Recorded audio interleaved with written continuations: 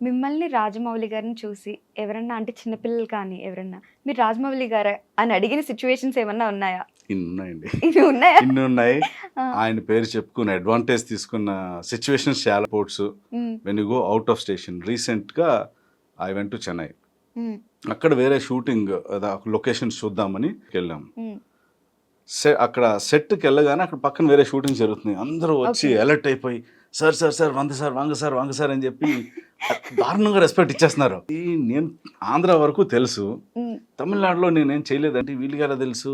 అచ్చా మన తెలుగులో కూడా చాలా మంది తమిళ్లో ఉమ్, డిఓపిస్ అందరూ వస్తారు కదా అనుకున్నా. Um, after 5 to 10 minutes um, then they told me, okay.